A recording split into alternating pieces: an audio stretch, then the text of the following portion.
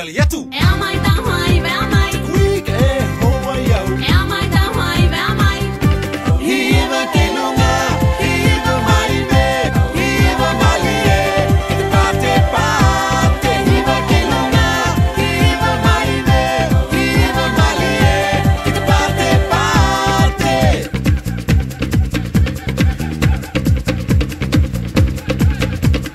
Tula ki tunga ke hoi malama.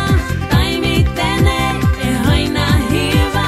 Tula ki tunga ke hoi malama.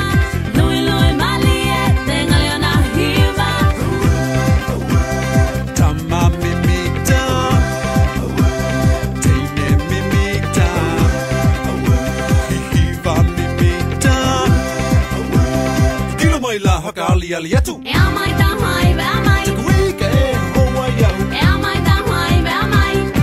Hiva ke lunga, hiva mai ve, hiva mali e. Te pate pate. Hiva ke lunga, hiva mai ve, hiva mali e. Te pate pate.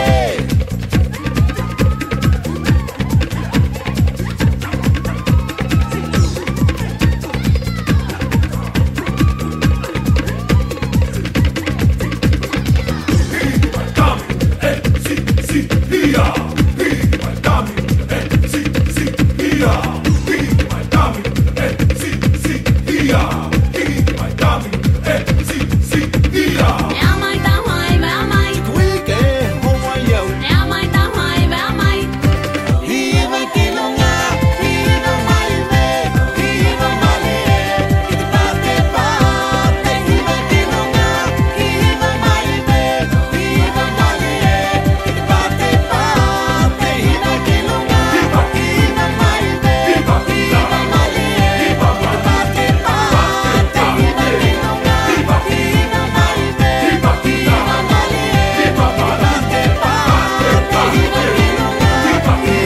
e.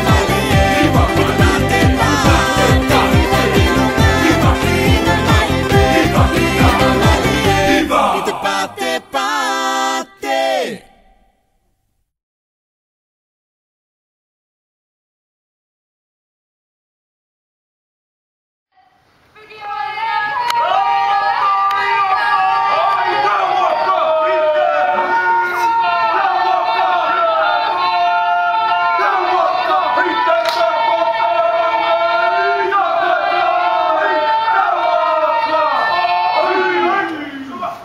Ladies and gentlemen, Haramai is our way of saying welcome into our part of the world.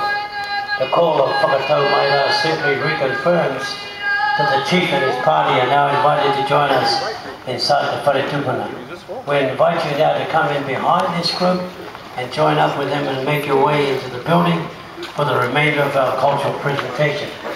Those of you with strollers or wheelchairs, especially the wheelchairs, we invite you to use the left-hand side of the building. You'll find a ramped entrance that will give you safe access into the building. Nō reira ngā manuhiri tuarangi, e mihi te kia koutou, tēnā koutou, tēnā koutou, tēnā tātou katoa. Kia ora. They always sing about that thing. I'm excited. I'm excited. Can we sing that?